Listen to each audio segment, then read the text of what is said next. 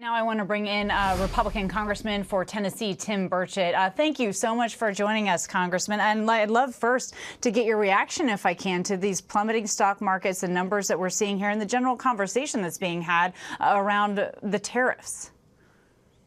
Well, I think it's to be expected. There's always uneasiness in the market, especially when you have a new president. But I think the reality is, and it will set in very quick, is that uh, this White House is less interested in taking money out of the American taxpayers' pocket and creating more or less a false economy through government spending, which the only way the government gets money is it takes it from me and you, or worse than that, it just prints it. In the past, we've been printing a heck of a lot of money, devaluing our dollars, and now you're seeing some of the repercussions of that. People are really uneasy, but I think it's a good sign. I think you're going to see the real players in this are going to buy in the dips, and that's what they'll be doing.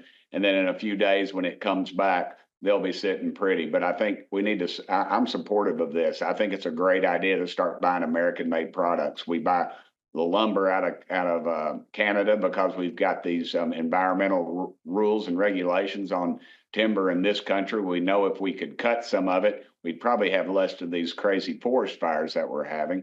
And I think it would improve America. I have no problem with that. And I'm sick of every time I turn over an article of clothing and look on the back or look at a computer chip, it says made in China. So I look forward to those things being made, and they can't do it overnight. And we certainly know that some in the auto industry have really supported this transition, and we know that the president has spoken directly about American lumber and the production that can be done there. But we know that there's also constituents in some areas that are hurting right now, and they're looking to their lawmakers right now for some leadership. I want to ask you about this government shutdown looming here.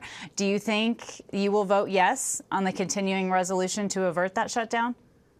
Well, honestly, I'm going to pray about it. I expect I'll get a call from the president once he sees this report, but I haven't committed yet. I, in the past, have not voted for CRs, but this is the first time you're seeing anything that is spending less money. And I hear the critics on my side are saying, well, the Doge cuts aren't in there. We're voting for the continuation of all these NGOs and all these people that are just ripping off the American taxpayer, which they are. But as I've talked to the legal experts, you can't put that in this form of legislation. There has to be a bill following that does that. And so I look forward to being an opportunity to voting on those. And I have not yet made up my mind, ma'am. I'm just being perfectly honest with you. Well, you know, I always appreciate your honesty, and I know that you said you're going to pray about it. Would it be fair to categorize you as a maybe here on this? And if you are a maybe, is there a part of this resolution specifically that you really don't support?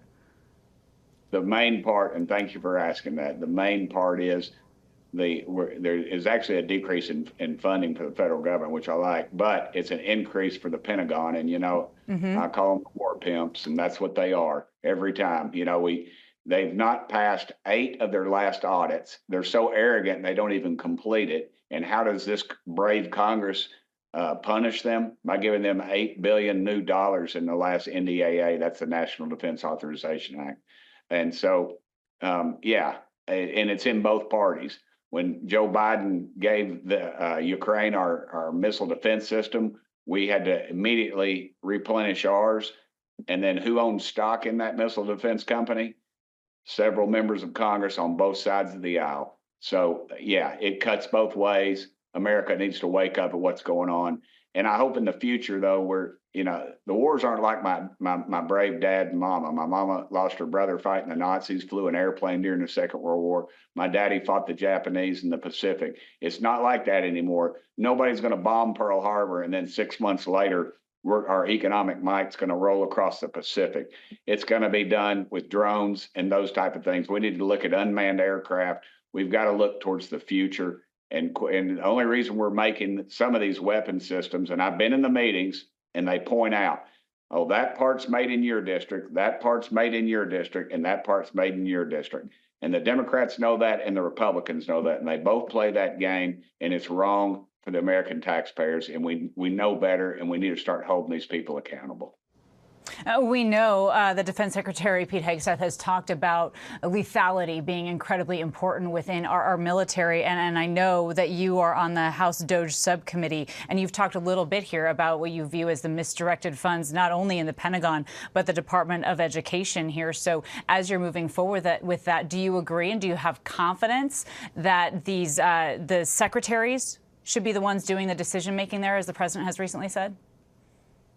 I have complete confidence in Pete Hegseth. I talked to him this weekend, him and the speaker at length. They made time out for me as the 435th most powerful member of Congress. I felt honored that they've had but I realized if they lose 2 or 3 votes, they're not going to pass this dadgum thing. So I realized by being where I am, as conservative as I am, they ought to be concerned. And Hegseth was very forthcoming in his information, and I believe they are looking towards auditing. They're going to audit the Pentagon, and I believe they're going to let DOJ loose on there. And I think America will be horrified at what just like when they get into the Department of Education, of some of the waste and abuse that have gone on there. Well, I certainly hope that you'll come back on and discuss that with us. And I hope that you'll keep us updated as well, because it sounds like you may be getting a call here from the president so that he can try and secure your vote to get this thing over the finish line. I know that happened to you just a couple of weeks ago as well. Yes, ma'am. Well, I look forward to talking to him and expressing my concerns, as I did last week in a meeting with him on this very subject. So I will express it some more. So thank you so much, ma'am. Of course. Thank you, Congressman Burchett. Always welcome on the show. We'll talk soon.